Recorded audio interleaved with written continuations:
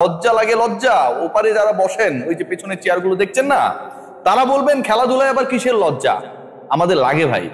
আপনারা যেভাবে ওয়েস্ট ইন্ডিজের বিপক্ষে টানা 3 ম্যাচে হারলেন, যেভাবে আপনারা এমন একটা দলের বিপক্ষে হারলেন, সেই দলটা নেপালের কাছে, যারা কেবল ক্রিকেটে শৈশব থেকে কৈশোরে পদার্পণের চেষ্টা করছে, তাদের বিপক্ষে সিরিজ হেরে আপনার বিপক্ষে খেলতে নেমেছে। আপনার দলের ব্যাটাররা যেভাবে ফেল করেছেন ম্যাচের পর ম্যাচ, এবং তারপরে ওই ব্যাটিং কোচের অলিখিত দায়িত্বে যিনি বাংলাদেশি বংশোদ্ভূত কোচ, যেভাবে তার নিজের সিদ্ধান্তগুলোকে চাপিয়ে দিয়েছেন, বাস্তবায়ন করেছেন, সিন্ডিকেটকে শেষ ম্যাচ পর্যন্ত জোরদার রেখেছেন, আমাদের লজ্জা লাগে। বাংলাদেশ আজকে যেভাবে হেরেছে, সবার অপেক্ষা ছিল শুরুর দিকে যে আসলে তানজিদ হাসান তামিম কি শতকটা করতে পারবেন, বাংলাদেশের তৃতীয় ব্যাটার হিসেবে টি-20-তে তিনি কি সেঞ্চুরি হাঁকাতে পারবেন।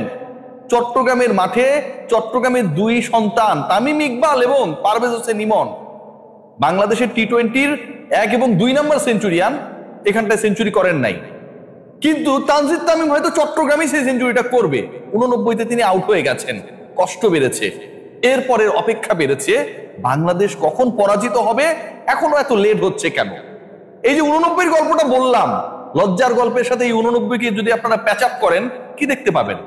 বাংলাদেশের 89 রান তানজিদ তামিম এবং 22 বলে 23 রান করেছেন সাইফ হাসান। আর বাকি 9 ব্যাটার মিলে, 11 জন ব্যাটসম্যান, বাংলাদেশ তো অল আউটই হয়েছে, 9 ব্যাটার মিলে করেছেন 34 রান। এই যে 9 জন ব্যাটসম্যান 34-এর বেশি করতে পারেন নাই, বাংলাদেশ শেষ পর্যন্ত কোনো মতে তাসকিন আহমেদের সেই দুর্দান্ত ছক্কার কারণে 150-এর ফিগারটা পেরিয়েছে। সেই বাংলাদেশের ব্যাটিং কোচের দায়িত্বে যিনি, প্রত্যেকটা ম্যাচে বাংলাদেশের ব্যাটিং যেভাবে ফল করেছে, ফেল করেছে, সেই দায়িত্বে যিনি, তিনি শেষ ম্যাচ পর্যন্ত তার নিজের সিদ্ধান্তে অটল ছিলেন যে তিনি এই সিন্ডিকেটকে নেতৃত্ব দেবেনই। খেয়াল করে দেখুন আজকের এই ম্যাচটায় সবচেয়ে ইন্টারেস্টিং জায়গা যেটা, সেটা হচ্ছে জাকের আলী অনেক 11-এ, কল্পনাতীত। জাকের আলী অনেক আজকেও 11-এ। আগের 2 ম্যাচে ফেল করেছেন, এর আগের তার স্টার্ট ভালো না। নিশ্চয়ই একটা পরিবর্তনের আভাস সবাই দেখছিল যে অন্তত যেই বাদ পড়ুক না কেন জাকের আলী অনেককে বাদ দেওয়া হবে। দৃষ্টিকটু শট, ব্যাটের সাথে বলে কানেকশন করতে না পারা, মশা মারা ব্যাটিং, সেই জাকের আলী অনেক আজকেও খেললেন। জাকেরকে তার প্রিয় কোচ কি করলেন দেখুন, অন্য ফেলিওরদের কথা বাদ দেন, শুধু একটা জিনিসে একটু চিন্তা করার চেষ্টা করুন। তাকে ব্যাটিং এ নামালেন, ব্যাটিং কোচেরই দায়িত্ব, ব্যাটিং এ নামালেন 8 নম্বরে। একজন স্লগার যিনি স্লগিং করবেন, শেষের 6-7 ওভার তিনি খেলবেন যদি সুযোগ থাকে, তাকে সেই জায়গায় স্লগিং এ না পাঠিয়ে তার আগে নামানো হয়েছে নাসুম আহমেদকে। নাসুমকে আমি খাটো করছি না, কিন্তু যখন আপনার স্বীকৃত ব্যাটার হিসেবে আপনি জাকেরকে নিয়েছেন, তার কাজ কি? কিপিং না করা। কিপিং তো তিনি করেন না, লিটন কুমার দাস। তার কাজ কি? তিনি বোলিংও করেন না। কিন্তু এই স্বীকৃত ব্যাটারকে যখন আপনি 11-এ রাখলেন, প্রশ্নবিদ্ধ সিদ্ধান্তকে চাপিয়ে দিয়ে 11-এ রাখলেন, তারপরে 8 নম্বরে ব্যাট করতে পারলেন নাসুমের পরে, এর মানেটা কি দাঁড়ায়? এর মানেটা দাঁড়ায় যে আপনি তাকে বাঁচিয়ে রাখার চেষ্টা করেছেন, কোন মতে তাকে যেন ফেস করতে না হয় ক্যারিবিয়ান বোলারদের ফেস করতে না হয়, এইরকম পরিকল্পনা নিয়ে যখন একজন ব্যাটসম্যানকে টপ 6-এ জায়গা দিয়ে দেওয়া হয়, এর থেকে হৃদয় বিদারক, লজ্জার, বিব্রতকর ঘটনা, বিতর্কিত ঘটনা আর হতে পারে? সেই জাকের প্রথম বলেই আউট হয়ে যেতেন, অল্পের জন্য ক্যাচটা ধরতে পারলেন না, মিস ক্যাচে শেষ পর্যন্ত সেটা হয়ে গেল বাউন্ডারি। পরের বলে 1 রান, তারপরের বলে ফুল টস বল, মারার বল, লেগ সাইডেই মারার বল, যেখানটায় তিনি মারার চেষ্টা করেন, অফ স্টাম্পের বাইরের হোয়াইট বলগুলো যেদিকে মারার চেষ্টা করেন, সেই বল ব্যাটের সাথে কানেকশন করতে পারলেন না। এলবিডব্লিউতে আউট হয়ে গেলেন, শুধু না একটা রিভিউ নষ্ট করলেন। কারণ জাকের জানেন তিনি যা খুশি করতে পারেন, এটা নিয়ে আসলে খুব বেশি কেউ বলার থাকবে না। 11টা দেখুন না, 11 দেখুন, মাস্টার থিঙ্কার, মাস্টার ক্লাস, কত ধরনের আমরা বিভিন্ন সময় বিভিন্ন উপমায় উপমান্বিত করেছি সেই বাংলাদেশি বংশোদ্ভূত সিন্ডিকেটের নেতাকে। খেয়াল করে দেখুন যে আজকের 11-এ মুস্তাফিজ নাই, আমরা কোনো ইনজুরি আপডেট পাই নাই। বাংলাদেশ ক্রিকেট দলের কেউ যদি কোনোভাবে কোনো নিগেলস বা কোনো ছোটখাটো ইনজুরিতে থাকে, মিডিয়া আপডেটটা আসে, পাই নাই মানে Mustafiz is fit to play, fit to be chosen for the 11, right? এখন মজার ব্যাপার যেটা, যেই উইকেটে আপনি 3 স্পিনার খেলাচ্ছেন, যেখানটায় শাক মাহাদিকে খেলাচ্ছেন, রিশাদকে খেলাচ্ছেন, নাসুমকে খেলাচ্ছেন, তার মানে আপনি ধরেই নিচ্ছেন এখানটায় স্পিন ঘুরবে, বল স্লো হয়ে যাবে, ব্যাটাররা স্ট্রাগল করবে, 3 স্পিনার খেলাচ্ছেন যখন আপনি 11-এ, আপনি যদি একজন পেসারও খেলান আপনাকে ফিসকে খেলাতে হবে। ফিসকে খেলানো হলো না। ফিসকে কেন খেলানো হলো না সেটার উত্তর আপনি কোথাও খুঁজে পাবেন না। 3 স্পিনার খেলাচ্ছেন, আপনি ফাস্টেস্ট বোলারদেরকে তাদের সাথে কম্বিনেশন করছেন। ওয়ার্কলোড, তাসকিন আহমেদের ওয়ার্কলোড হয় না। তাসকিন আহমেদ টানা ম্যাচ খেললো না। মুস্তাফিজ আইপিএল এ যখন যায় তখন টানা ম্যাচ খেলে না। 4 ওভার বল করতে মুস্তাফিজের ওয়ার্কলোডেড হয়ে যান। লজ্জা কোথায় রাখি? বাংলাদেশ ক্রিকেট বোর্ডের প্রেসিডেন্ট আমিনুল ইসলাম বুলবুল অবশেষে দায়িত্ব নিয়ে এই যে সিন্ডিকেট বাজি, এটা ভাঙার একটা আভাস দিয়েছেন। দিন শেষে মাঠের ক্রিকেটের রেজাল্টটা যদি এরকম বিব্রতকর, লজ্জাজনক, বিতর্কিত হয়, এন্ড অফ দ্য ডে কিন্তু গালিটা বাংলাদেশি বংশোদ্ভূত সেই কোচ খাবেন না, খাবেন বিসিবি প্রেসিডেন্ট। অনেক পরিকল্পনা নিয়ে আপনি আসতে পারেন, কিন্তু ন্যাশনাল টিম রেজাল্ট না দিলে, এভাবে বিতর্কিত ভাবে নেপালের বিপক্ষে হারা দলের বিপক্ষে গোহারা হারলে, এন্ড অফ দ্য ডে সেই দায়টা বর্তায় ক্রিকেট অপারেশনস এর উপরে। নাজমুল আবেদিন ফাহিম, আপনি এত গাটসি, এত ভালো ভালো কথা বলতেন একটা সময়, না?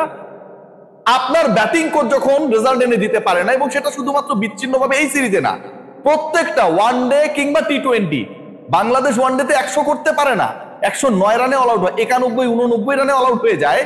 অথচ ওই কোচ বহাল থাকেন শুধুমাত্র পার্টিকুলার একটা ক্রীড়া শিক্ষা প্রতিষ্ঠানের সিন্ডিকেটের কারণে। এই সিন্ডিকেট ভাঙার কেউ নেই, পার্টিকুলার একটা ফ্র্যাঞ্চাইজির কোচ হিসেবে তিনি কাজ করেছিলেন, সেটার কারণে। খেয়াল করে দেখুন যে আপনি সবকিছু রেডিমেড করে দিবেন, এন্ড দেন তিনি বলবেন যে টেস্টটা কিন্তু ভালো হয়েছে।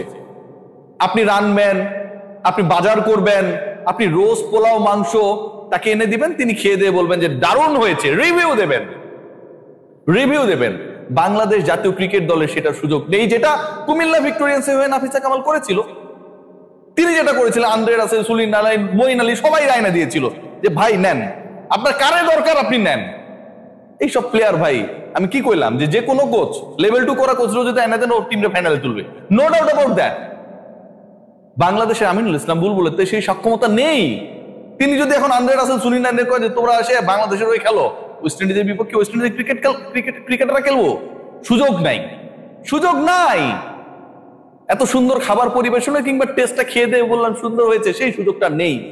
এন্ড অফ দ্য ডে এই যে টেস্টার হিসেবে ইউজ করে, এন্ড অফ দ্য ডে সেই পুরো ক্রেডিটটা একজন নিয়ে গেছে, এবং বাংলাদেশ দলে গ্রুপিং সৃষ্টি করেছে, আরেকটা পার্টিকুলার ফ্র্যাঞ্চাইজিকে নিয়ে ভেঙচি কেটেছে।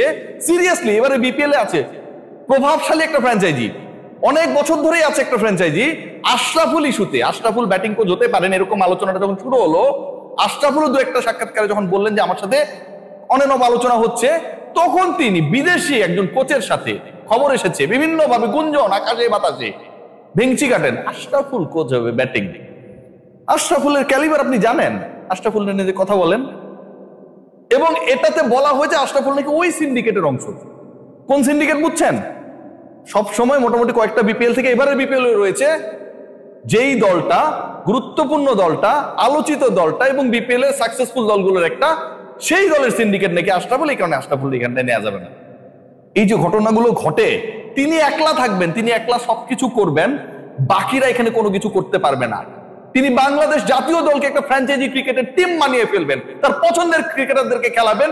আজকের ম্যাচে মুস্তাফিজ ড্রপ হয়ে যায়, কি কারণে সেটার ব্যাখ্যা আমরা পাই না। আজকের ম্যাচে দুজন ছাড়া বাকি সকল ব্যাটার সিঙ্গেল ডিজিটে আউট হয়ে যায়, কেন সেটার ব্যাখ্যা আমরা পাই না। 9 জন ব্যাটসম্যান মিলে 34 রানের বেশি কেন করতে পারে না, সেটার ব্যাখ্যা আমরা পাই না। ওয়ানডেতে বাংলাদেশ 100 রান করতে পারে না, সেটার ব্যাখ্যা আমরা পাই না। এই ব্যাখ্যাগুলো কে দেবে? এই ব্যাখ্যাগুলো যিনি দেবেন, তার কাছে কেউ ব্যাখ্যা চায় না, তার ব্যাপারে কেউ কোনো ডিসিশন নেয় না। বাংলাদেশ না হয় পৃথিবীর যে কোনো দলের কোচ যদি তিনি হতেন, বাংলাদেশ হেরেছে কেন ভাই?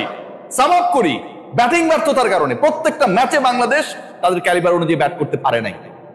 বাংলাদেশ ওয়েস্ট ইন্ডিজ যেভাবে বাংলাদেশের কন্ডিশনে এসে খেলেছে, সেই কাজটা করতে পারে নাই। অথচ বাংলাদেশের সেই কোচকে, সেই কোচের ব্যাপারে সিদ্ধান্ত গ্রহণের ক্ষেত্রে আমরা ঢাক ঢাক গুড়গুড় করি। বুলবুল ভাই, সমস্যাটা কোথায় ভাই? ডিসিশন নেন। আপনার বোর্ডের, আপনার মান সম্মান নষ্ট হচ্ছে এই সিন্ডিকেট বাজির কারণে। সবাই ভালো থাকবেন, টেক কেয়ার।